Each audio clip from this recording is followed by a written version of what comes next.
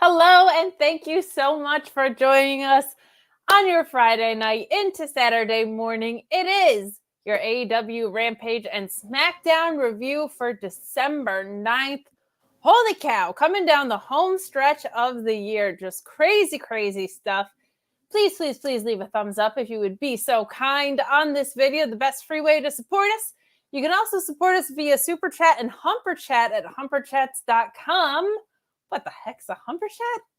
Functions just like a Super Chat, but we get to keep more money. We get to keep a little bit more of the support. So we appreciate you utilizing that platform. I know their interface can be a little weird to figure out, but we always appreciate the support over there. And you can support us on Twitch as well at twitch.tv/Fightful Gaming by sending us your biddies. But before we dive in, we have so much to talk about. We're going to start with Rampage, which I'm excited about because holy crap, Takeshita and Moxley was a certified banger, as one would expect. But how are you today, Alex? How's it going? I'm doing great. You mentioned when you said December 9th, I'm like, what? No, it's not December 9th. It can't be. She's lying, guys. It's like you're August moving in a week. It's August 28th. I don't know what she's saying. It is definitely, it feels like December here in the Northeast. You escaped it, but you are moving next week, my friend, and we will have the dude himself, Robert D. Felice, filling in next week as well. So we hope that you have a wonderful day off. And man, the following week will be live from the new home, so that'll be fun. Oh my goodness, you and Sean both settling into your studio. Look at us. Look at us. We're just grown up boys just having fun. I know. That's all we are. Oh, good stuff. Good stuff. And we've got some good wrestling that happened to open up Rampage tonight, man. We're going to dive right into Mox and Takeshita because holy crap, I'm really excited to talk about it. Now, the only tricky thing with a match like this is I don't really have specific spots to call out because I would have to call out the entire match. These two beat the ever-living crap out of each other. I can say that much about it. They lay it in hard. I would say that Takeshita has one of the best suplexes I've ever seen. Definitely one of the best going today. I think Chad Gable is right there with it, and we get to see him on television now, which is fun as well. But man, Takeshita coming back into the fold is such a refreshing breath of fresh air. I think the sky's the limit for this guy. They sure did bleed a lot, and there's been some instability in that Blackpool Combat Club of lately as they were having this war, as they were going to war here. We saw some blood. The traditional Mox goes over, but the earning the respect situation, I think, is really, really cool.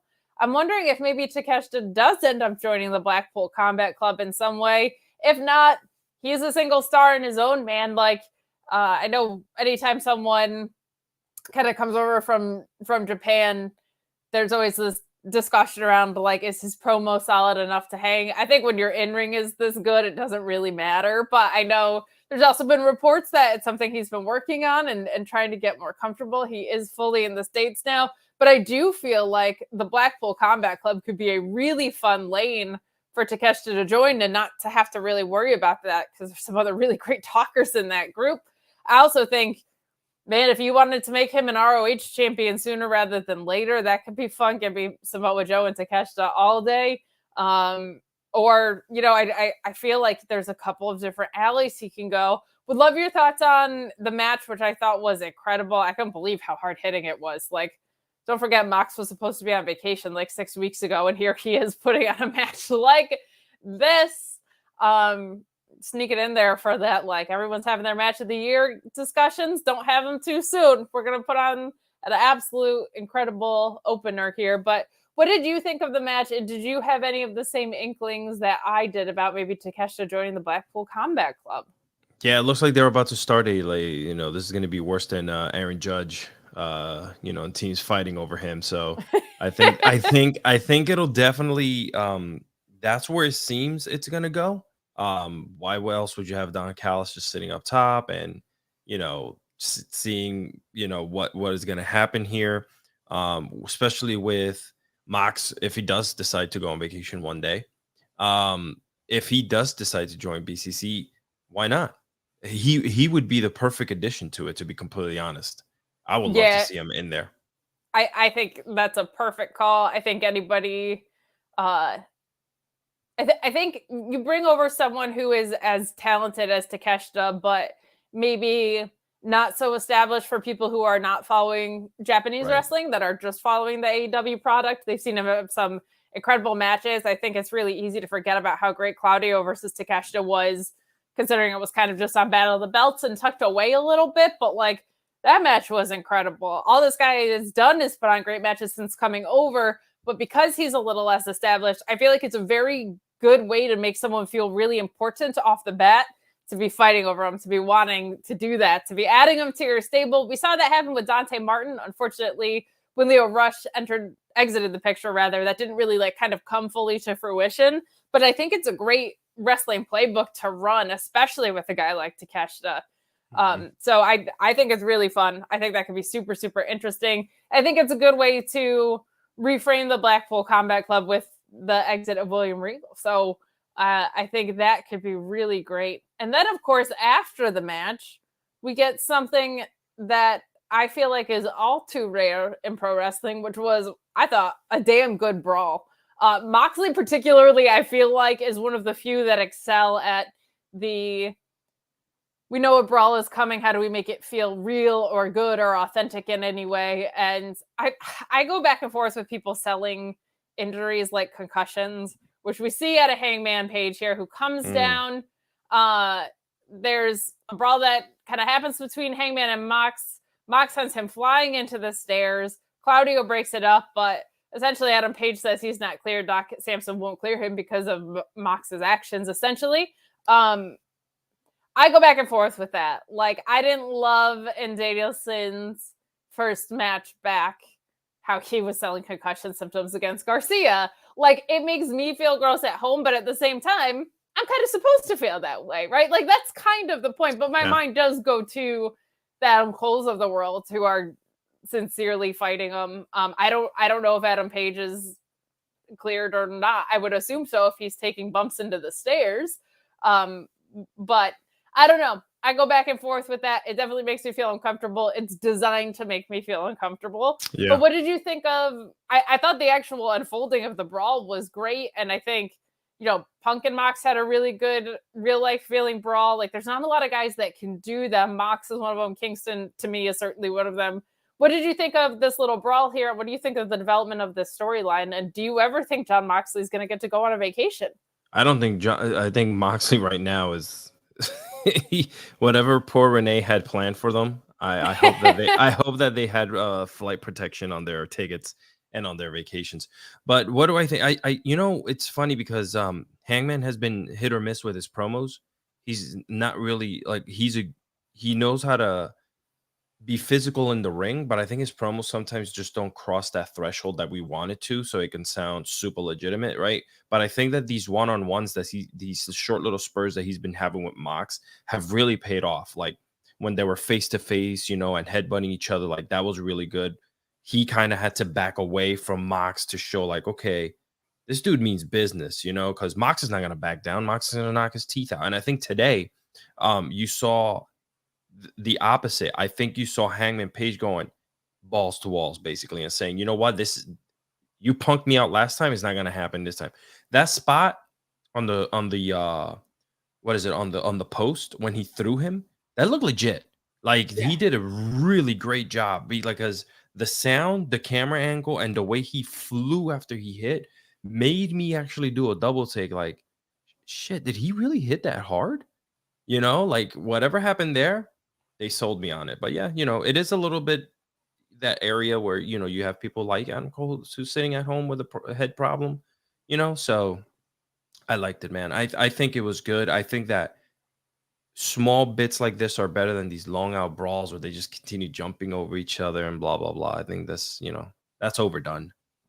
Yeah, to your point, I feel like Hangman Page has been doing some of his best promo work that I've seen of recent. That the one, I think it was it right before he got entered, of like I'm depressed, I'm anxious, the meds aren't working, but I'm Yes. still here. That, I think, was maybe the best promo of his career, or at least in AEW, I feel.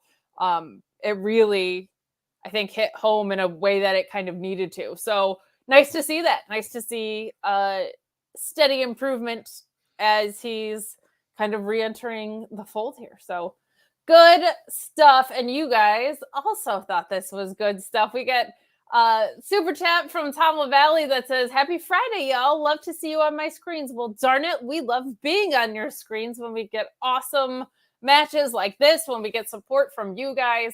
He says that Takeshita is amazing. Every single time he wrestles, I can't turn away, even on Elevation.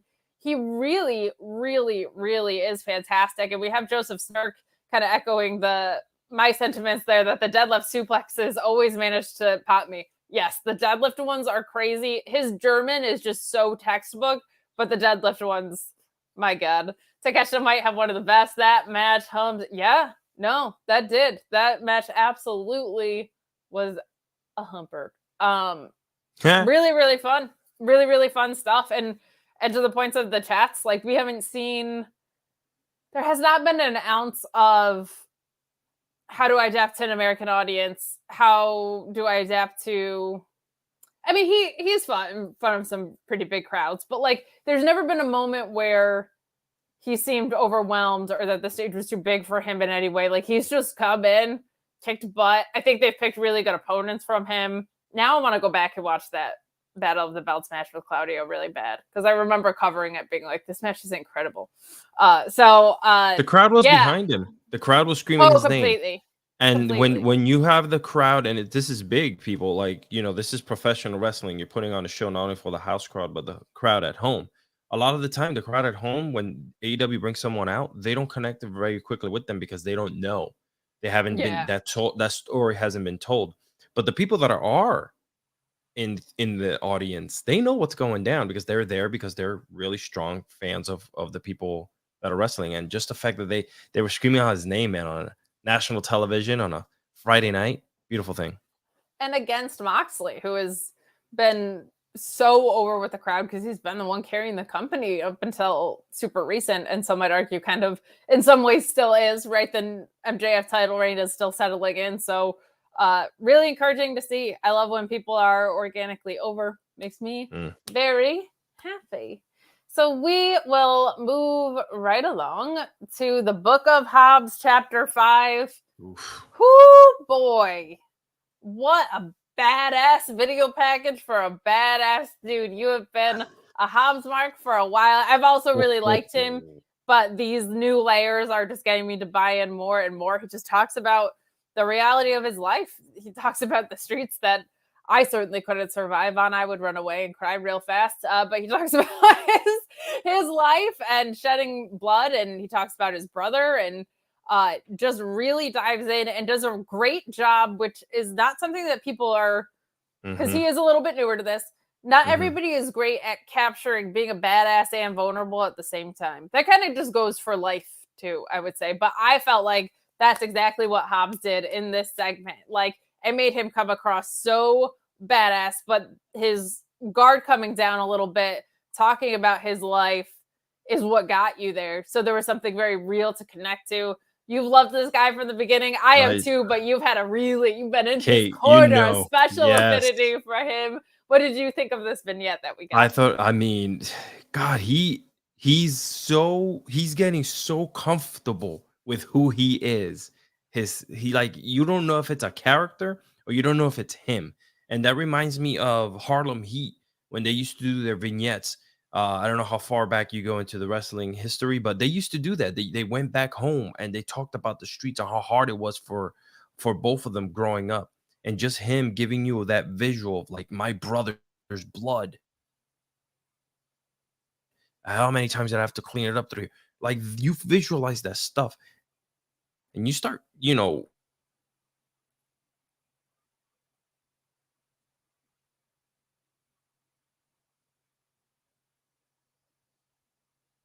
Did Alex freeze or did I? See, this is the internet game we have to play. Let me know in the chat. Did I freeze? Did Alex freeze? I think it's Alex. Oh No. Okay, it's Alex. See, this is the weird thing, guys, because my internet was so bad for so long, I'd like view it as a weird victory. So let me know what you think about it. This is probably like his favorite thing of the night. So him getting stomped out here is kind of hysterically timed in a way, but we'll give him a minute to reset his router. But I love the points he was making about Harlem Heat. That's a really great thing to tie back to, but we'll circle back. We're gonna let him talk about it because it is something that he is extremely passionate about. But what we will do is we'll throw it back over to your super chats and humper chats. Grim Spider 93 saying, "Whoa, buddy, that Takeshita Mox match humped hard." Yes, it did. Just what a fun way. That's my favorite thing is when Rampages open super hot for a long time when Cole was active. That was kind of like the spot that he owned. He was like, I'm the guy that opens Rampage. Everybody freaks out about my entrance. Like it's a hot start to it. I love when we start Rampage with just like badass wrestling matches like this. That was one of them. Force of Will chiming in about Don Callis saying that I think Callis is recruiting for United Empire. Very interesting take. Does he abandon the Elite? Kind of like that. I kind of like that. Oh my gosh. He's back. I think everything just flickered here, like the power and everything. So I don't know what happened. Power flickered. I heard you talking and you were like, is it the internet? Because the internet, I'm like, and then I saw just things. Powerhouse Hobbs just flickered my energy here. But yeah, like I mentioned before, I love him. Everything that he does right now is money. I just loved that it cut out while you were like talking about Harlem Heat and that great comparison, kind of running back to those, and then you were just like getting basically into the most vulnerable thing, and then you froze. So just because I'm just a vulnerable frozen man. Well, now that you're back, we do have Ryan Sullivan saying, "Ahem, Alex, ahem," I think referring to your intro. Yeah. So a couple things that Kate brought up. Well, that was good. We don't want to get copyright strike. I use a lot of copyright music. Everything that I use. So if you guys hear Wrestling with Freddie or the plethora of other podcasts that I produce, it's all, but because I control that, I don't control Fightful. So I got to do like a triple check to make sure that when I play it and I pass it through YouTube, we're not going to have problems. Being on a podcast platform and being on YouTube are two different things. So yeah, I do have it. I'm going to play it. I'm going to play it on my own end, on my own videos and do some checkups before. Sorry, Ryan, but I don't want to get us in trouble. That's okay, because the more money he sends in, the better, to be honest. So. Yeah. So, Ryan, I got you. Don't worry about it for now. You have this little jingle right there. Okay, you can have that jingle for now. That's royalty free as it's going to get right now. And then obviously, yeah. But I do have something fun in the works that's going to have Kate's name in it, my name in it. I want to make it legit. You know what I'm saying? This show's missing something.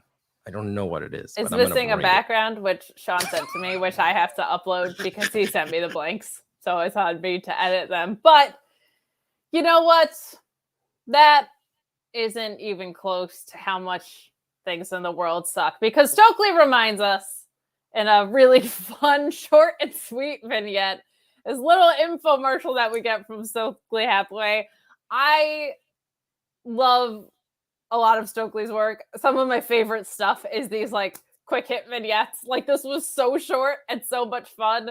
He's like, atrocities happen in the world on a grand scale on a daily basis. And he's like, but nothing is bigger than what happened to Lee Moriarty and Hook. It's just like such a fun way to go about it. Then we see him getting his hot date ready to go out after. What a blast. But I love this from Stokely. He's so good at these incredibly efficient promos in a short time, which is always something that's so important and valuable in wrestling, but is even more important on a 1 hour show because if you can do something that's so meaningful in such a short time, it just helps with the flow of the show. That's one thing I love about Eddie Kingston. It's like when they give him time, he fills it valuably, but if he only has 2 minutes, he's going to give you a 2-minute promo that's going to make you want to watch the match. Like, same kind of thing here, just a really nicely built out, very quick vignette. Did you have any thoughts on this?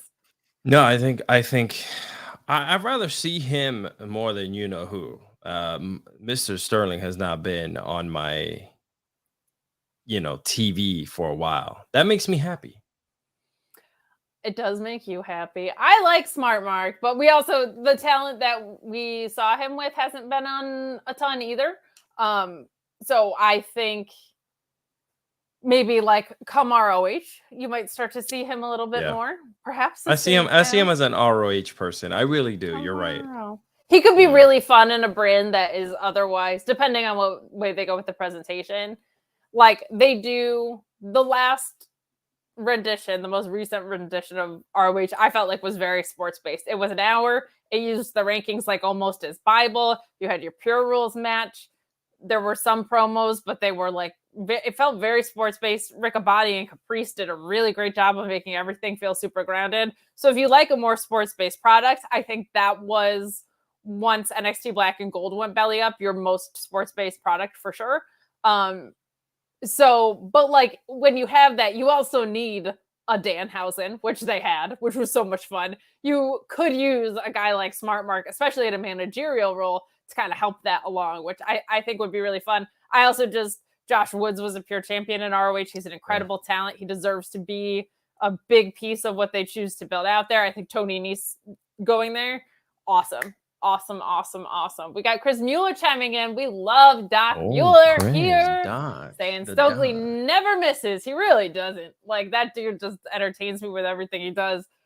Says that he should be on every show. I'm never going to complain when Stokely Hathaway is on my screen. And what I love about Stokely, and I've said this before, so sorry if it's redundant, but he can make something hysterical like this 2-second pre-tape vignette, or he can do something that feels very grounded, very serious, and both of them are natural. Like when he was like reining in Ethan Page when he went off the rails or whatever, like that still felt true to who he is, because he's always chasing that back. So he wants his athletes to stay on track. Like I really, really appreciate about Stokely. So put him on my screen every time. I'm not mad about it.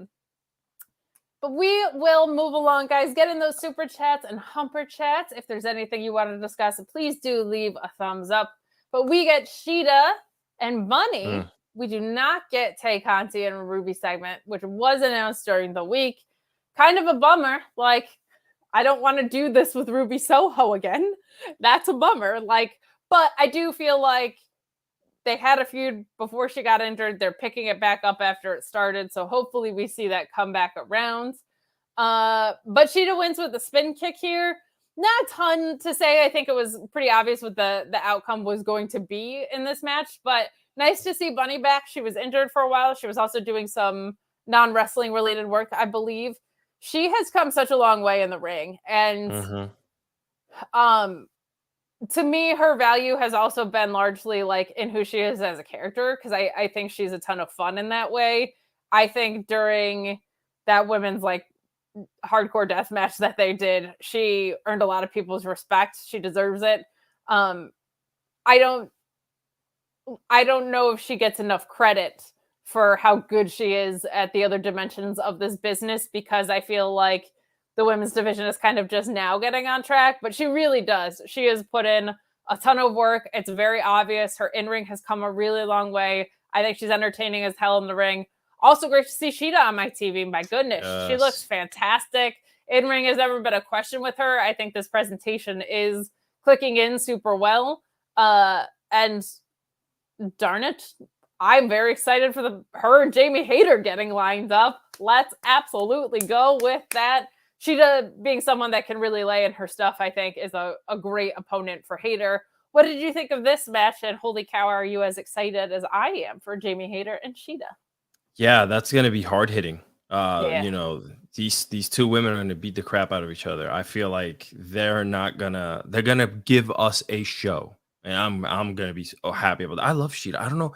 Ever since she was introduced to me via AEW, because I honestly wasn't really paying attention to anything in the outside markets. I was like really impressed. She's so damn good.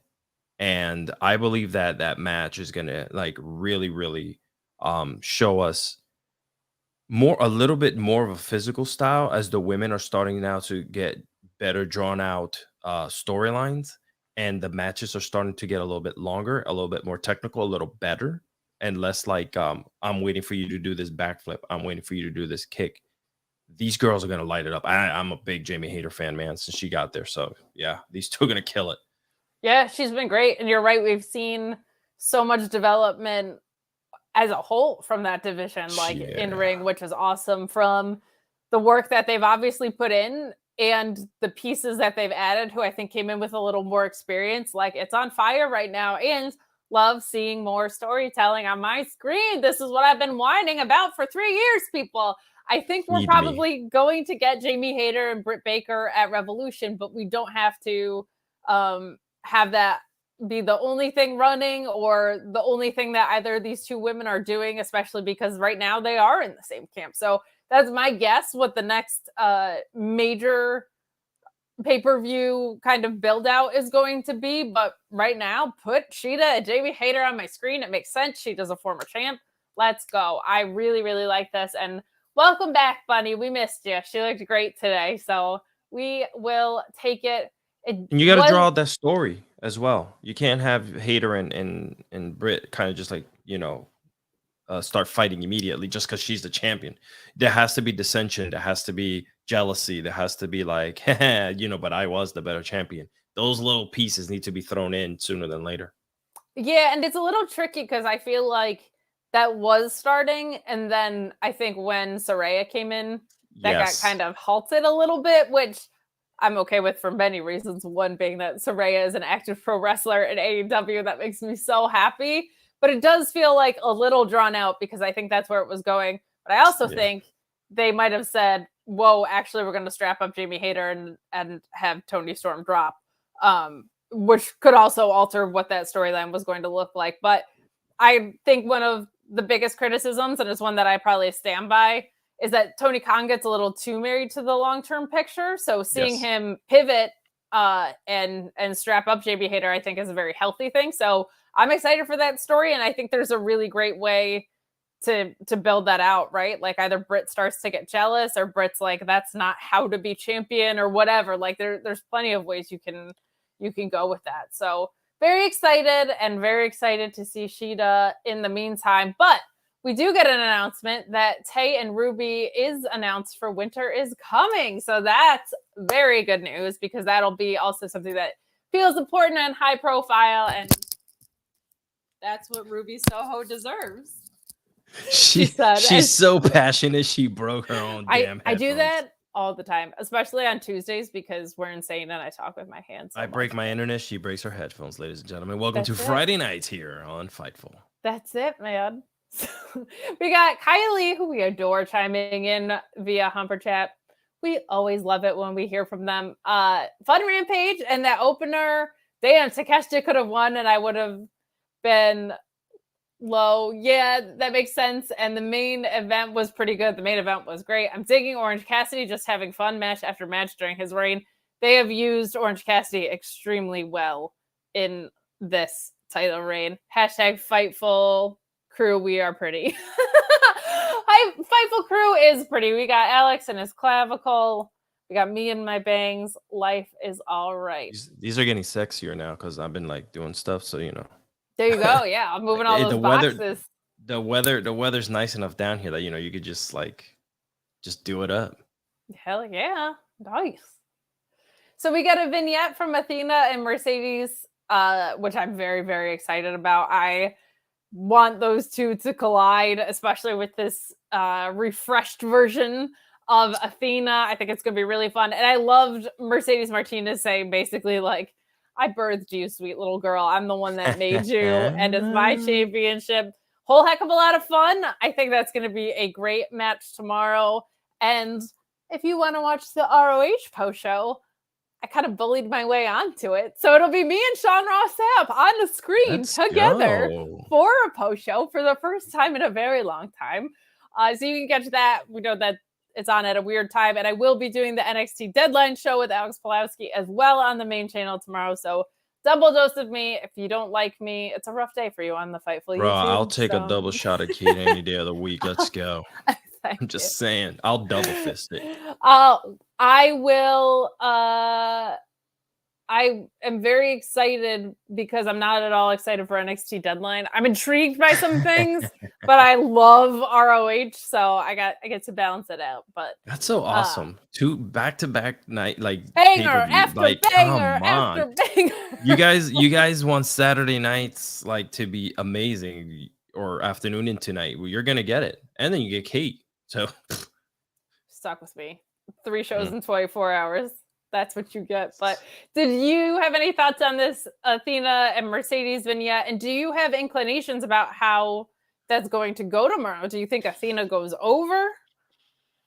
I think I'm kind of conflicted. Do you put it on Athena? Do you make her do you make her something bigger than what we expected? Because she's kind of been, again, okay, great, she was here. Where did all the all the ideas and everything that we had when she first came in, oh, she could do this and she could do that and she can go be something.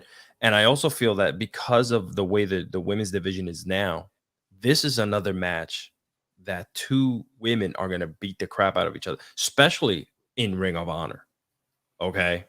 Yeah, where on pay-per-view. On pay-per-view, where it goes hard. Okay. And so I don't think Mercedes Martinez does any other way, to be honest. Let's not forget when she first showed up, she was like, I'm bringing a lead pipe with me. So very excited. Very excited. So we move on to Big Bill and Lee Moriarty defeating / murdering Izzy Jones and Clayton Bloodstone.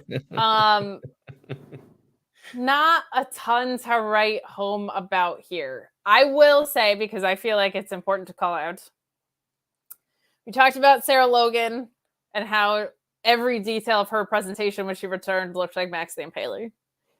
I feel like we saw maybe a lesser version of a very similar thing happening with this Big Bill situation. Yeah, there's an independent wrestler named Big Bill Collier who has an extremely similar presentation to W. Morrisey, who's been going by Big Bill for years. And this isn't like a kid out of independent wrestling school. This is a guy who debuted in 2007, was wrestling before Morrisey, had his look before Morrisey. Now, calling yourself Big Bill when you look like that is something that you could very easily and organically arrive to without copying another independent wrestler. Being a jacked, really big dude with long, wet hair is not the most unique presentation maybe in all of pro wrestling, but I do have to call it out because 1, he's been doing so for literally decades. He's been going by Big Bill. And 2, he had an appearance on AEW Dark. So I do want to say, I feel like you should be more aware of that because it's just a bad look when somebody's had an established identity for that long. And maybe they're not as prominently positioned on the independent scene right now as Max is, but he's been out there kicking ass and taking names for 15 years and they look very similar and he was on your show. And maybe it's not as bad as, I don't know, just hypothetically, if you renamed someone after a German U-boat Nazi or I don't know, maybe if you had a stable of women that you just called up to start a women's revolution and you accidentally named them after a porn site, just hypotheticals. My God. But I do say, you should probably do your research in that regard because Big Bill Collier is great. I would encourage you to check out his work because he's fantastic. I think he's one of the big men that's out there right now. All of his matches are so logical and great, and he knows how to use his size both to his advantage, and he knows how to make opponents use his size to his disadvantage extremely well. So check out Big Bill Collier. I don't want to harp on it too much, but I'm not going to call it out with Max and Sarah Logan and not call it out on the other end. Right. That feels wrong. I do feel like it might have not been necessarily as much of an exact detail copy for copy thing. Big Bill, again, is a pretty easier thing to arrive at, but you should be proactively making sure of those things, in my opinion. And everybody in the chat pointing out that he should be Tej. Oh my God. Test and Edge. That's so good. One guy. I mean, come on, lean into it, people. So, but as far as this match goes, it was a hell of a squash. Rest in peace to the independent workers who gave up their lives for pro wrestling tonight. That choke slam that he gave him after he jumped off the top. Oh, that was he held him up there, bro. Like he's a big boy. I don't understand this. Oh God, Bill thing. As soon as it came up, I said, "What? Yeah. What? You got this mountain of a man, and you got so many ways and so many things that you can call him, and this is the best that you can do for him." Yeah. I mean, damn, guys, he has millions of dollars. He could buy any name he wants. It's Gosh. fair. It's fair. So credit to those independent hustlers, man. Just Word. saying. Just saying. But we will move along, but not before we get a chat from Allie Cease, who says, Kate, what's wrong with kids out of independent wrestling schools? JK, I love you. JK, I love you so much, Allie. Allie, who had her debut match a couple of weeks ago. New handle on Twitter, @Allie Wrestling. There's nothing wrong with those independent newbies. They're awesome. They're some of my favorite people in the world. But I'm just saying it's an established character that's been in the business for a while. So, and also, why did they stick them in a tag team? Sorry, I didn't mean to jump on you. I think that's just a one-off because they're in the same stable. I hope that's not it. Because I mean, if you're gonna stick them in a tag team, just I don't know. I guess give this guy his old partner some money and bring him in for a little while. See if that goes anywhere. I mean, is he still a schmuck? I know he's always at Willowbrook buying sneakers. That's all I know. There you go. At Champs. So there you go. So we'll move along to this FTR interview. Another thing on the show that was short and sweet, I thought, but effective. Yeah. They're not trying to dodge, the fact that they lost at all. I loved on Twitter, Cash Wheeler was like, it's my fault. Love it. Mm-hmm. Love baby faces just owning where they fell short. Like sometimes other teams just win. I wish there was more of that in wrestling, to be honest. But I also love that they said, then we immediately got that invite from the Briscoes and our spirits were lifted right back up. And that in a double dog collar match, they're the craziest animals in the world. I am excited and I am intrigued because I don't know how that works. I don't know how a double dog collar match and a tag match works, but I would say that Dax Harwood is one of the most logical, smartest in-ring workers. So I'm confident that he will find a way to. What are your thoughts on this promo? And are you as excited as I am for Briscoe's FTR 3? If it's going to be done anywhere, it's going to be done in AEW, right? A double dog collar match. So we're going to figure things out. And I'm extremely excited to see this. They work so well together. Yes. It's like watching the ocean, so smooth and nice, just watching them in the ring beat the living life out of each other. It's I'm so violent in my head. I'm like, kill each other now. You're like, Mercedes and Athena are gonna they're gonna fight and they're gonna bleed. Well, man, whatever works for you. We got a super chat that came in from Grim Spider 93 saying, I would name him Big Bill Morrisey. Easy fix. There you go. That is an easy fix. I would also say, wait. Can you put that up again? Sure. Okay. We're going to call him BBM for short. I'm in. Okay. I also I think we know that he's big.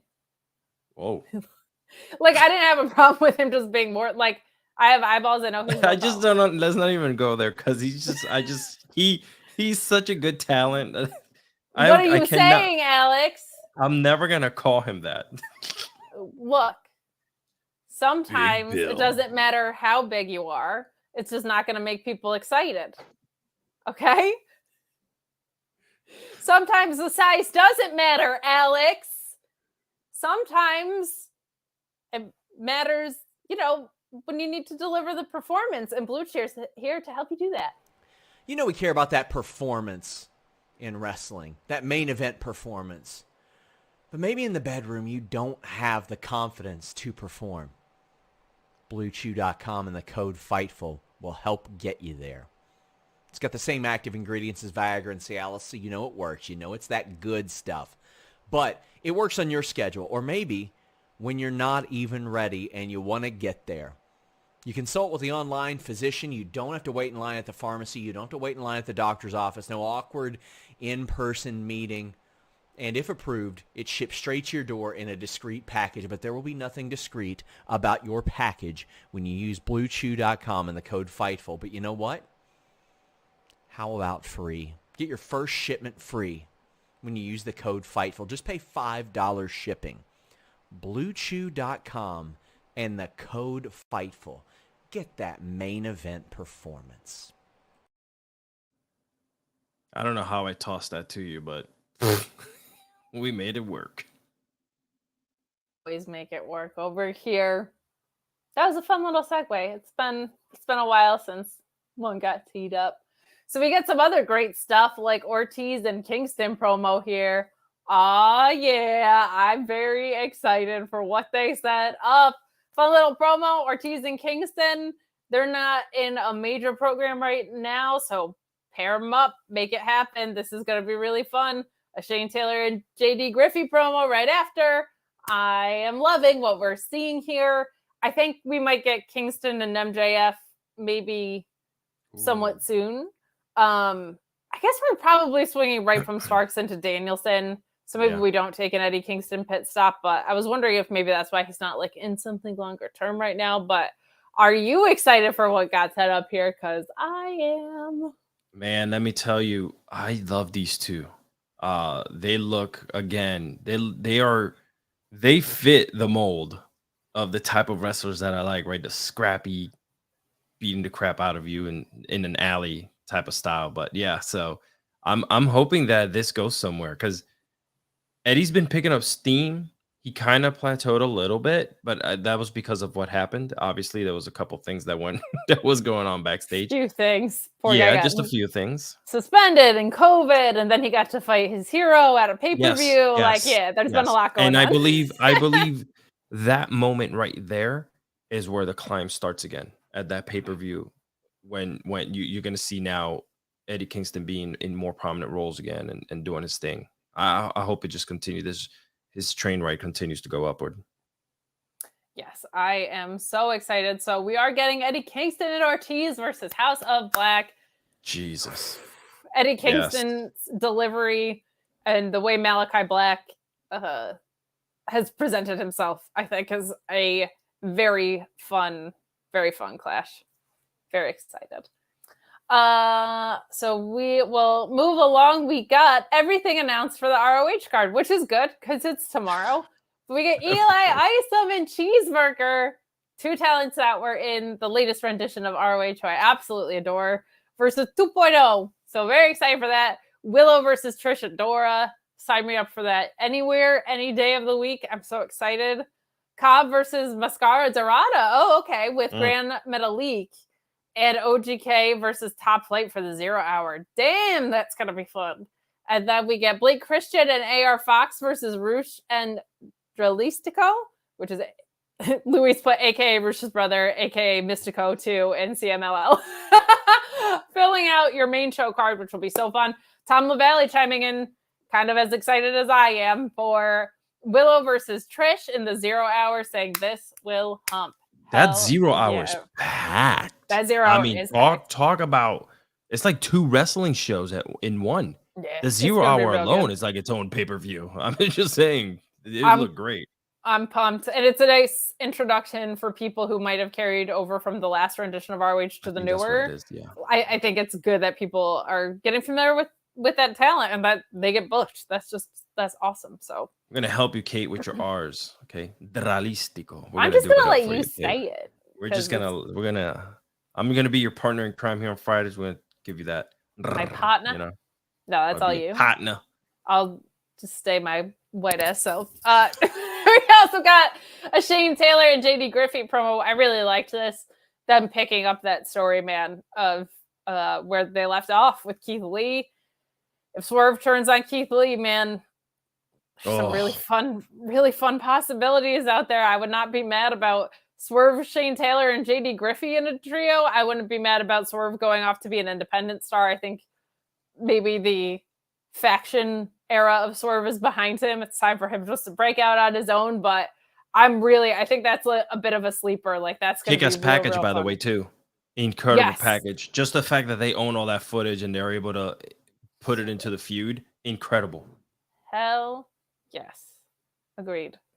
So we reach our main event. I absolutely adore the setup going into this. You got Trent Seven there. You got, Trent Seven gets revealed, but you have Kip Sabian saying, I'm not fooled. I noticed who you don't have with you. And Danhausen sweeps in to try and take Mark Henry's line after Orange Cassidy trying to do it for weeks. Absolutely cracked me up. What a riot. But Orange Cassidy and Trent Seven put on a fantastic match. Please be tactful in the chats if there's anything specific you want to call out about Trent Seven. I would appreciate restraint and tastefulness in this environment. We try to keep it trigger free for people, but really, really good match. If you're not familiar, Trent Seven was Mustache Mountain in NXT UK. He's had a long-standing career, a heck of a wrestler, man. He's really, really, really good in the ring. That twisting DDT is really, really cool. And just echoing what was kind of said before, I adore the way Orange Cassidy has been used.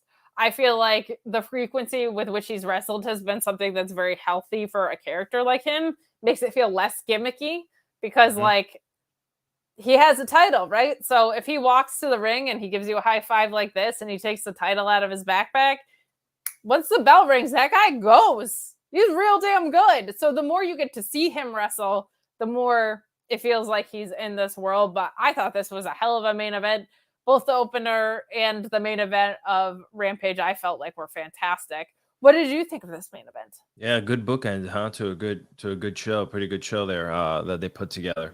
Yeah, I felt like Cassidy has been shining with being champion, and he's so different from the everyday professional wrestler that comes to the ring that's why it's special to see him in there, because he's super athletic. He's very fun to watch. He does all his gimmicky stuff, which is great. But in the ring, he's still physical. He's still giving you 100% of what, of who he is and what he is. So, and Trent, they vibed. They vibed. I didn't see any hiccups. I didn't see where maybe something was, there was a mishap. No, Trent and him, very clean match. Yeah, 100%. It's that styles make matchups thing. They are veteran enough to understand each other's worlds, but their differences make it just a really interesting wrestling match. But what a blast. Shout out to Trent too, to see him, hell yeah, on TV again, man. It's great to see him back. Yeah, he was crushing it tonight. So good stuff and a fun reveal.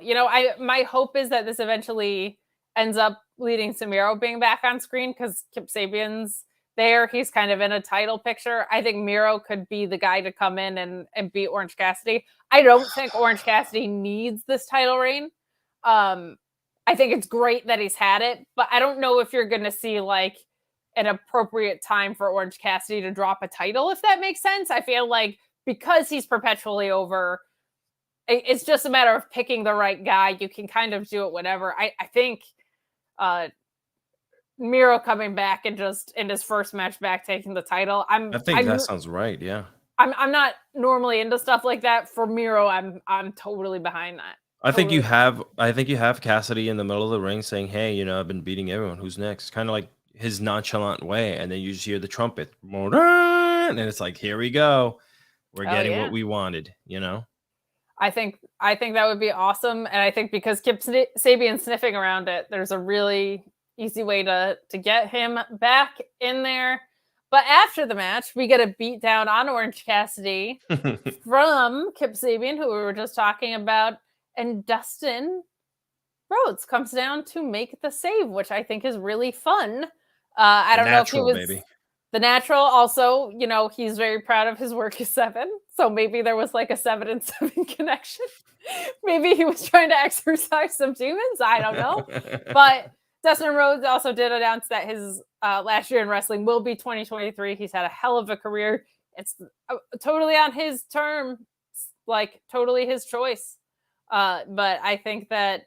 What do you think? First ballot Hall of Famer? They'll put him in as soon as he's done. They'll ask AEW if it's okay to bring him in. I hope so. I think Goldust was a very, very, very big character in the 90s. I'm sorry. Whatever anyone thinks of what his work as Goldust, No, like way Emmy ahead of award its winning. time. Yeah, Yeah. way ahead of its time. I would hope so. And now that Cody is there, I think that would probably be even easier to make happen. But he deserves it. So good stuff. Good freaking. Well, that was tonight's show, everyone. Have a great one. No, I'm just. It was not. We are going to flip to a different program. Heck, we're going to go to what feels like a totally different location in this world, Alex. And if You're you so good at this. don't want, I really am. I really. If you don't want anybody knowing your location, well, darn it, NordVPN might just be the VPN for you. You don't want to get hit with a powerbomb symphony, do you? Not from your internet service, not from your browsing experience. Nordlow is here to help. That's nordvpn.com/Fightful. It's going to squash the competition with the fastest VPN in the world. Change your virtual location with just one click. No matter where you are, you get access to whatever content that you want. Thanks to nordvpn.com/Fightful. 30-day money-back guarantee. 4 additional months free. Block annoying pop-up ads. Block malware. Block online trackers. 3 great tiers, whether you want to pass, a VPN, a locker, or all 3. Browse safely and securely. All this with one app. You can control up to 6 devices with one subscription. How can you pass on this deal? You're going to end up saving money because of this, especially if you buy those UFC pay-per-views. Let me tell you, nordvpn.com/Fightful helps you there too. Check it out. Well, there you go. And as promised, we will be switching over into SmackDown tonight. Get those super chats and humper chats in, would ya? Talk to us. It's kind of lonely out here in SmackDownville today. Also would remind you to subscribe to Fightful Select. You do get a lot of great updates like Miro, and that he is healthy and he has been pitched creative. There was just nothing that he felt comfortable latching onto. Read more of the details on it. There were updates about Scorpio Sky a little bit back. There's always exciting and early SmackDown producer and Raw producers of who did what matches and plans if you're interested in getting those early. And, of course, you get Sour Graps behind the paywall. I join Alex on Mondays. Alex does a Rampage watch-along SmackDown review before this show on Fridays. And normally we're behind the paywall doing our own pay-per-view post-shows. But because it's NXT and we get Sour on the main, tomorrow you can catch us there after NXT Deadline. Myself and Sean Ross Sapp also will be doing the ROH post show, which will be quicker because I'm going to have to go watch NXT Deadline shortly after. Mm-hmm. So please join us for those things. An action-packed week full of wrestling. And of course, don't forget about those Grap City boys in the morning. And let's not forget about SmackDown tonight, even though it wasn't like the most memorable. We still got some good in-ring action. There was a lot of stuff that still worked, still made sense. I just don't think anything major to write home about, which is why we started with Rampage tonight. But we do have it kick off with the Usos versus Sheamus and Butch. Jay telling Zayn to cut his hair for the next week. Underdog from the underground, Luis says. Getting wild over there in the bloodline. But this match ends with Jay avoiding a bitter end and the Usos hitting a 1D. Sami stopped Sheamus from kind of breaking up the pin and equalizing things. This was a perfectly fine match. For me, it took a minute to get going. I think because there was like a kind of a lot of slow plotting stuff here. I don't know. It just didn't click in. The commercial breaks probably didn't help either. I really liked Butch has this awesome diving tornado DVT that I really, really liked. And he followed it up like with that like stopping on the fingers and a buzzsaw kick, which is like, I love that stuff. Like, he's so great. I wish they would call him Pete Dunne again. So nothing like bad here. It kind of took a minute for it to click into me, but some good work and some good advancement of the storyline. The right people won here. Kind of ready to move on from this, I think, but some good stuff. What did you think of our opener tonight? Yeah. Again, it felt like that FS1 episode. I think it was just a regular filler match for some reason. I don't, for whatever. It took time for me to kind of get into it myself, and I was just like, okay, cool. Like I knew I had it on in the background, but I was I was doing something else. So yeah, it is what it is. Yeah, it was just, again, nothing like offensively wrong or bad, but just nothing that like Right. Yeah. I latched onto tonight. So I'm kind of in the same spot there. Very excited for what it looks like might be lined up though for Sami Zayn. I think it's underestimated. I think everybody's acknowledging what a great job he's doing in the bloodline. I think people are underestimating how bad everything with the bloodline and stale it felt before he came in the picture, and that he kind of saved it. Like, Yeah. nothing is, not to say single-handedly, but almost single-handedly. Like, he has injected so much life into it. I'm just excited. I'm excited to see him getting the spotlight he deserves. But I think there's some really fun stuff around the corner for him with that moment, man. It's gonna break our hearts. Going to break our hearts when We the all know it's bloodline coming. turns. Yeah, it's just a matter of when, right? So good stuff. And we move along to an LA Knight promo. We'll talk about this whole through line for the show right now. We'll save the Kurt Angle birthday stuff for the end as a whole as well. So a little bit of sequencing condensing on our end, but this LA Knight promo was super fun. I think, he gets boos like he's supposed to, which is great. He said you'd have to basically be an idiot not to think Bray Wyatt was the one who did it, and says that he has the footage and he's going to roll it, and he's interrupted by Uncle Howdy, who says that LA Knight deserves this. And then later, he finds Bray backstage in the Devil's Mask, which is kind of like the biggest development and confirmation that Uncle Howdy is this guy's darkest impulses brought to life, right? I didn't love the backstage execution of it, but I do appreciate them setting this up in a different way. But I am also like, y'all thought it was long in the tooth when the QR codes are rolling out. Now it's getting long in the tooth for me. I'm still interested. I'm not checked out on it, but I'm ready to see them fight at this point. And part of that is just because LA Knight is so grounded that he doesn't need the long burn that Bray does. They're the perfect pairing for that same reason. But because he just undresses all the weird stuff about Bray, I'm ready to see them come to blows a little bit here. I will say, I think LA Knight is one of the most tailor-made people for a WWE main roster that I've ever seen. He completely gets how to blend pro wrestling and sports entertainment. Today, the thing he did that impressed me the most was he did a great job of, when Uncle Howdy appeared, being unnerved, but not being so shaken that he didn't feel like he could still stand up as himself. Like, he was definitely thrown off by it, but he wasn't going to like back down because of it. And I really, really loved that reaction. What did you think of what we saw from the LA Knight and Bray Wyatt feud tonight? Yeah, so I feel like it should it needs the physicality. Yeah, I'm there too. It's getting a little bit long on the tooth with the storytelling, which is fine because we want to continue. Like, that's cool. Like, I don't mind the whole, okay, who is Uncle Howdy? Let's continue that. That's fine. I'll agree. I bought in. Okay, this is not like the QR code, but they're gonna have to mix it up for me. I would like to see some type of physicality. I would like to see something between them two, not someone attacking, LA Knight and us just seeing a camera crew roll up on him like, oh my god, I can't believe he's down there. Let's go record him and not call the cops. So yeah, I'm with you. Nothing really crazy or groundbreaking, to be honest.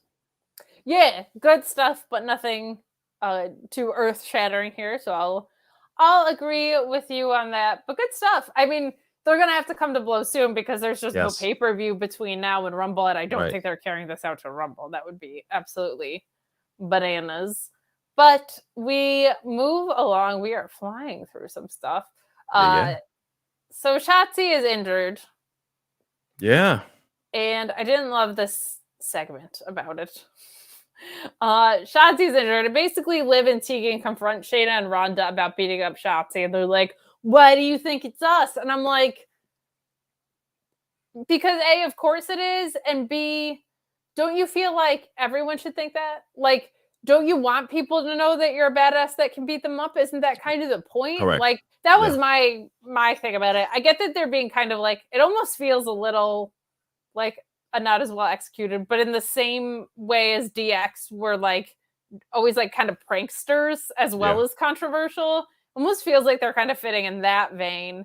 But I would just rather like them be like, yeah, we'll just break people's bones whenever we feel like it. We're two of the biggest badasses in the world. So what I did like about this though is that Liv comes out and says that they're looking for a fight, and they set up the match for later in the day. This is the most consistent character work that we've seen for Liv Morgan, the most creative that has complimented her, I think maybe in her whole career. Like, she's in the ring, almost killing herself.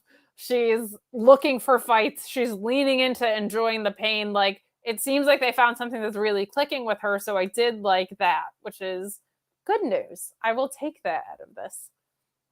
Yeah, I don't know. I sometimes feel like they think we're dumb as the audience. I don't know, like the way they do segments and storylines sometimes. And I've said this before on the show. They kind of insult us a little bit, but it is what it is. Well, and it's just a little more of a spoon-fed product, right? I think it's definitely more directed at kids, so it kind of makes sense. But I agree, that was a little like, it's not a mystery. Like, let's not pretend it is. But we will move along to what I thought was probably the most disappointing segment on the show of the Viking Raiders and Legado del Fantasma ending in a DQ because Hit Row interrupts, and we're going to get a triple threat next week. This could have been a really cool match if they let it happen and set up the triple threat a different way. I think this is the absolute wrong call to capitalize on the momentum that Santos Escobar had coming out of that match with Ricochet last week. I think this is the worst thing you could have done, is say, that guy put on an incredible match. It was like 25 minutes long. It was the thing that we were talking about the most, more than anything, between Rampage and SmackDown last week. By miles was the everywhere, best thing. By the way. Everywhere. And probably match of the week across all programs. And there's a lot of programs out there. To then throw him into something where he gets DQ to set up a triple threat, like, that just feels like a terrible way to capitalize on that, in my opinion. But I don't even really buy the triple threat setup too much either. But I'll leave room for the actual match to blow me away. I think it's very possible that happens. So you do have one female competitor in the court of each of these stables as well, which is good, right? You have Zelina, you have Sarah Logan, now Valhalla, and you have BFAB. So there's like a proportionate way to go about this. So I'll leave room for that to be good. I just wish they had. I think a lot of people last week found out who Santos Escobar was last week, and they didn't do anything about it this week. I know, that's crazy. Yeah, they should have capitalized on that. Plus, Hit Row. It's nice to see Hit Row sometimes, back and doing things. Maybe I don't know, like what they're doing. They've gotten so lost. I think, to me, every time I talk about them, I feel like I'm kind of like shoving them down a trash bin, but I'm really not trying to do that. Yeah, right. I think it's good because I feel like they got pissed off about how they're being treated, right, in WWE world. So it makes sense that they came out swinging to try and look stronger. I just hope that they get them on a track soon. So I am with you. Not a good sign when nobody wants to talk about anything that happened on the show. I'll put it that way. Because I don't think people hate us. People like us. So if they want to talk about things, they would. But there's not a lot of meat on the bone here, or kind of in this next segment. Contract signings are normally pretty boring. This one was okay. This was Gunther and Ricochet's contract signing, but wholly interruptus Batman. New Day comes to the ring. They have a tag match on Deadline tomorrow, which that I'm looking forward to. Never mad when I say New Day in the ring, and they have it against Pretty Deadly, who is a very good in-ring team. I I loved the line where Kofi said, "Have you watched wrestling?" when he was talking about how Adam Pearce was like, "We're not going to do that here right now." And he's like, "Have you watched wrestling before?" And Pearce goes, "Good point." That popped me tremendously. I like when wrestling acknowledges itself sometimes. Yeah. But Gunther gets a mic. He basically reminds Ricochet that he's beat him twice. He also says that the mat is sacred and calls the New Day a joke, which I like that. That is how Gunther should view the New Day. And the New Day should be able to respond saying that they were the second longest reigning tag teams and that they've had the belts a million times and things like that. And then Ricochet makes some jokes about their performance, which if we let off the show with SmackDown and not Rampage, that would have been my Bluechew segue. 100%. Oh, yeah. No doubt. Truth. But I appreciate it, Ricochet. Thank you for setting us up for it. We just did things in reverse order tonight. But what did you think of this contract signing? First of all, can we acknowledge the fact that the boys, New Day, came out to the Green Ranger and White Ranger outfits? Yes! I mean, rest in peace, JDF. That was, I love it when they do that. I think that, they loved Power Rangers as well. They love JDF. So I think that was a really fun way to do a tribute to the man. Other than that, yeah, I want to see them fight. I hate these little segments where we have to sign contracts or whatever. Just put Gunther and Ricochet in a ring and just let them go at it one-on-one. Put them in a cage. I don't care what it takes. I feel like Gunther's the pure champion of WWE right now. He wants everything to be, by the book, by the letter of the law. Give me a handshake. Okay, cool. So you're the ROH of WWE. Let's do it. Especially when we've seen them fight before, it is kind of like, let's get there. And I don't really buy that Gunther wants to soften New Day up for pretty deadly tomorrow. No. That's weird, but I did think the match itself was pretty good. This does turn into a trios match between Ricochet and the New Day versus Imperium. This ends with Woods diving onto Gunther and Vinci as Kofi Kingston hits a Trouble in Paradise.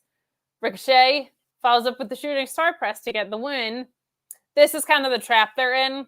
It had to go this way for the way that the feud is building out, but Imperium should not be losing on my TV this much. So it's kind of a catch-22. They're kind of handcuffed in that regard of Gunther's going to win, right? And we know that Braun Strowman is around the corner. They've made that abundantly clear to us.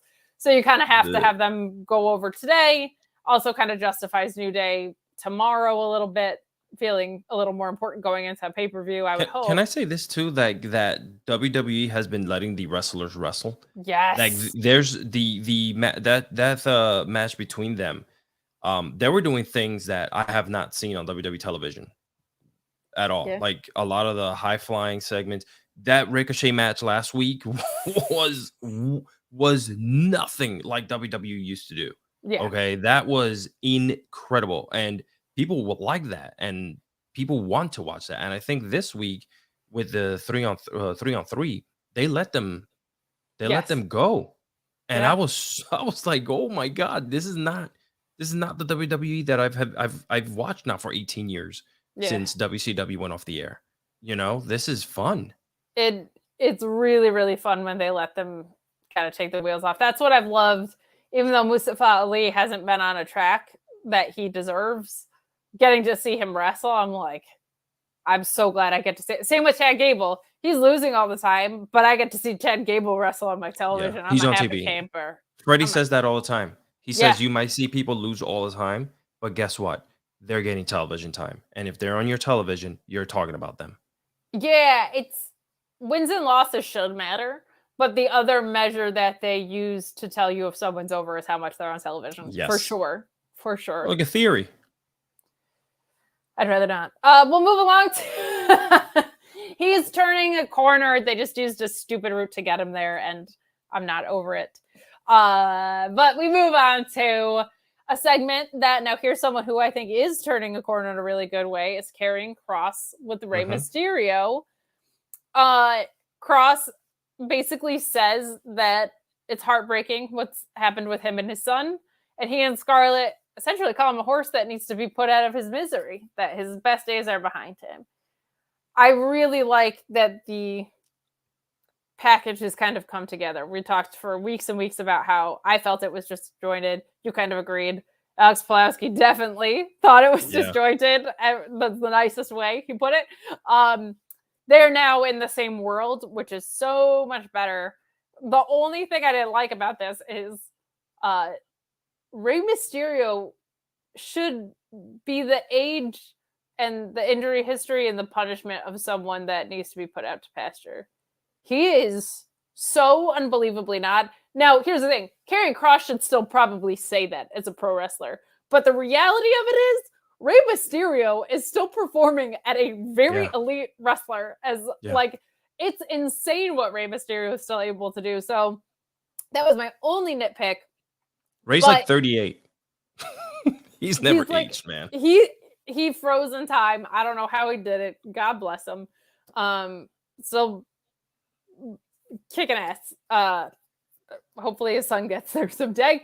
But I really like that. It's still not my favorite thing taste-wise, but from a fundamental wrestling perspective, Karrion Kross and Scarlett now feel like they're a part of the same act, where I feel like they didn't before, which is really, really good to see. And I kind of like the tarot deck being different wrestlers that he's going to feud with. That's a fun use of that. What did you think of this segment? TikTok. Yeah, I was confused as when it first started. I'm like, is he talking to him to like tell him, hey, let's get together and beat the crap out of your son, or what's happening? And then finally, when I started like really paying attention and listening in, I understood. Okay, I know where he's going with this.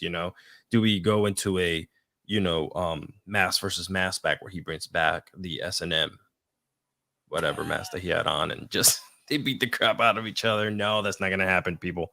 But yeah, I think Karrion is making that turn, man. He looks so demonic, and the way he's talking, and I'm like, ooh, okay, I see what you're doing here. Scarlett's off in the back. She's not really. She's just the piece that is kind of feeding to him. I think they got the wheels rolling on him. I think so too. The ice in my veins version of him is by far the most compelling thing that we have seen. Guys, get in those super chats and humper chats. We are coming down the home stretch here. Yes. Send in your thoughts on the matches in a humper chat or a super chat. Let us know what you think. Do you agree with something? Do you not? Do you think Kate's bangs are too short? I think so. Easy. Let us know. I'm down for it. Rude. You guys really want me to do an OnlyFans? I mean, whatever you guys want. Just throw it our way. Throw it our way. It's always a topic of conversation here on Friday. See, the OnlyFans suggestion is good because if they want to talk about it, we get money. But then you monetize yourself with the subscriptions. Do you want to see me and Kate Scissor? We can do that too. It's happening. See that? I have the super chat screen open, so I was like, where am I? Kate's always so confused. I'm running with scissors. Which way do I scissor? I got my notes open. I got my super chats open. I got comments open. I'm all over the place here. But something that they're trying to keep from being all over the place is this Lacey Evans reboot. Oh, God. This is when I log out. It was short. I think what they're doing is retreading what the last one was supposed to be. We talked about this extensively last week, so they didn't put a ton on television tonight, and we don't have to dive too much further into it.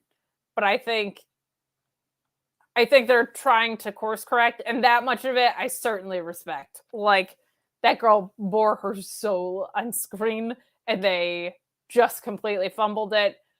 If they're trying to do something that she actually wants to do, God bless them. It's just we've seen iteration after iteration of this, so it's not going to connect right away. But I at least respect that they're trying to go back and do right by her. Yeah, I'll agree. That's as far as I go. I just don't be gimmicky using my damn Marine Corps. That's all. That's where I leave it. Extremely fair. But this, I will say, so far hasn't been gimmicky. It's just been used so many times. Right. That it's Correct. Yeah. So I hear that. But we move on to this women's tag match that the crowd just was not there for. So this ends. It kind of barely gets going. I don't think the main roster was not familiar enough with Tegan Nox before she got released that they are fully behind her in a comeback yet. So like they came back pop isn't fully there just because she had such limited main roster exposure, I think, before she got released. She had done like some matches and then kind of got cut. But this match ends, of course. Ronda gets in Raquel's face, and Liv avoids the Kirifuda clutch, and Tegan Nox hits the shiniest wizard with Liv getting the pin.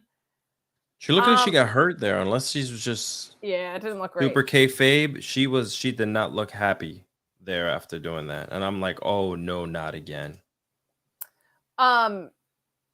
It's not great. I saw Sonya Deville tweet that she wants to wrestle, and I'm kind of like, yeah, put her on my screen. Like, the SmackDown women's roster right now really needs some people that, A, ring generals, and B, people that have proven themselves to be able to get over in one way or the other, which is something Sonya's done before. I don't know why she's not with Ronda Rousey and Shayna Baszler as the mouthpiece. Like, we talked about it for a couple weeks, that like there's not really a mouthpiece there, but the stylistic matchup is cool.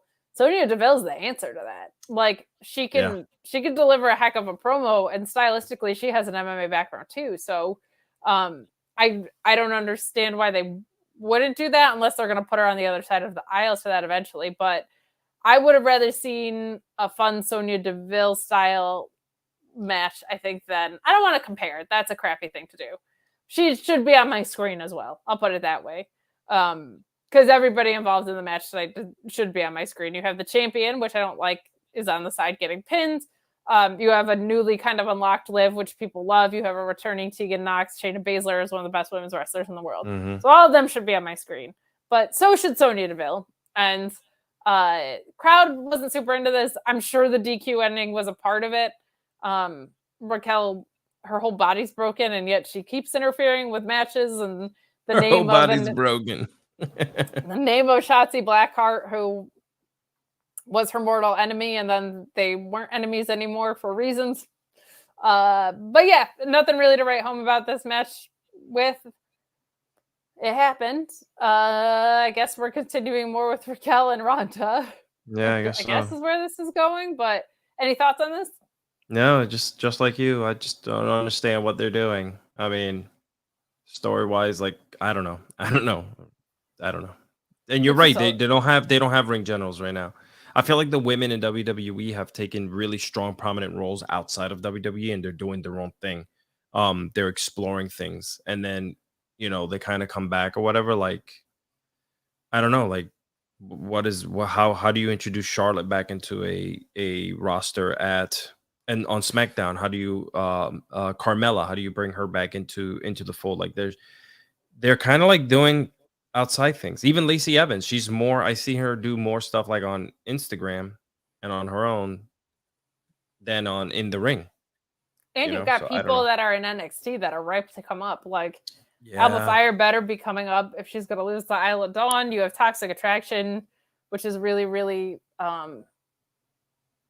like overdue to come up. Like, Mandy should have. Do you bring Mandy back to the main roster? I mean, she's succeeded very well in NXT. I think you call up the whole act because there's so many stables now. Does she get lost once she comes back up because of everything that's happening? It's kind of weird. Yeah, it is. It's a little bit.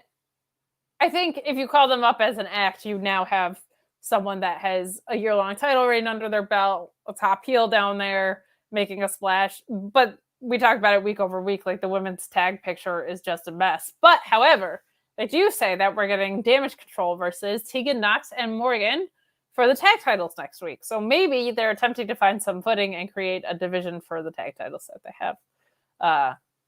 Kind of interesting that Sasha Banks rumors of her being at Wrestle Kingdom leaked, and then all of a sudden they're creating a tag division. Maybe they thought they had them in the bag and didn't or something. I don't know. But we move along to Kurt Angle. Happy birthday, Kurt Angle. MilkOMania running wild all over the place. MilkOMania. Oh, God. And Gable Stevenson are backstage with Jason Jordan. We have Kurt Angle's birthday segment. Very happy to see Jason Jordan on my screen. A career that was cut short, unfortunately, by injury. Fantastic in-ring worker. They had that kind of weird thing where he was Kurt Angle's son. He is his son. No. The resemblance is Kayfabe, striking. kayfabe, damn it. The resemblance is striking, but we do get birthday shenanigans here. Chad Gable is upset that he wasn't invited. The crowd wants him to eat the cake really bad because whenever there's a cake, something nefarious happens, right? And Gable Steven is there, and they say, with all that cake, you're gonna need milk. And then the milk can't even reach the commentators, it seems like. So the pressure in the milk hose was not the greatest, but it was the most textbook. It's a Legend's birthday segment. Yeah. I don't need to see. I'm not like in on Gable Stevenson. I don't think I probably will be ever because of some outside of the ring complications there. But his brother's doing all right. Damon Kemp is pretty good in NXT. So this was what it was. You had the Olympians, right? You had Chad Gable, who I absolutely adore, involved in this. And I do appreciate that they called back like the American Alpha tag team. I almost said Alpha Academy, which is where he's at now. I like that they played into that because last time Kurt Angle was fully around, that's kind of what we were doing, right? So good stuff there. Happy birthday, Kurt Angle. One of the best to ever do it for sure. And that's it was like one of those. It was on. one of those like endings, like the DX in Brooklyn. You know, kind of just like send the crowd home happy.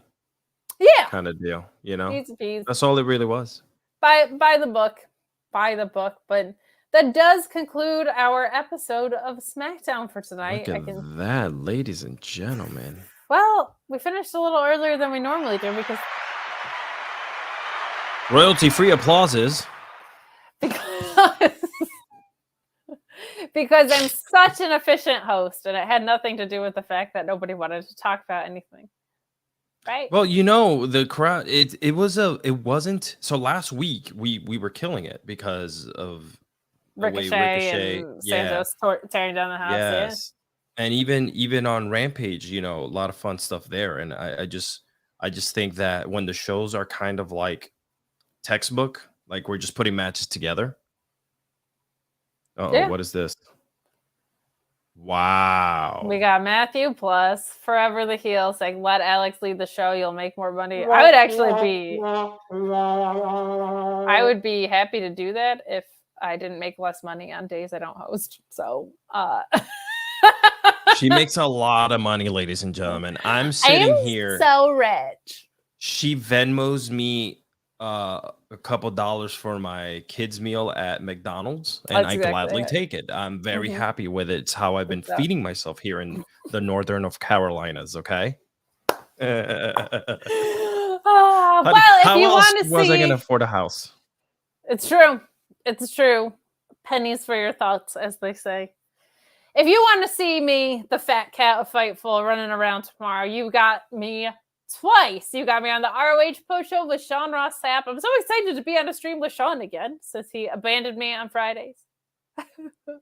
And then Alex Pulowski and I, in a very calm and level-headed and normal review, I'm sure, on the NXT Deadline post show where we will be talking about the Iron Survivor matches, which is the first time they've ever tried them. And I think it's going to be a delightful little mess. But hopefully we see some really great in-ring action. So join us for those. You can also find me at Miss Kate Fabe on Twitter. You can find me on Patreon at patreon.com/MissKateFabe. It's free to interact there if you have an account. If you want to support me financially, there's a pay what you want tier. That's what I'm up to this weekend. Also, don't forget to check out Grapsity. We love the Graps guys. Go support them. But Alex, where can people find you? Very easy, ladies and germs here on the chat. Wait, I want to say this before I give you my socials, which is always the same thing, right? It's just my name. I want to give a big shout out to Maggie and Rob, who just celebrated their 1-year anniversary on the show on Fightful Overbook. Yeah. You know, that's a big deal. In the internet, people tend to start things, stop, and just go away. So congratulations to them. I just wanted to give them their flowers for what they're doing over there. Best. And as far as for me, you can find me on Instagram at Alexis Cardoza, my name, my full name, and from there, you can just hit the link and find all my other wonderful projects that I am working on. Support Kate. Pay what you can. She sends me toe pics, so I just pay for those. Don't tell the world that, please, God. I'm sorry. Do not tell the world that. But we appreciate you so much for joining us. Join us tomorrow. We got 2 wrestling shows back to back, belly to belly. We appreciate you guys tuning in. Have a fun and safe weekend. We're out.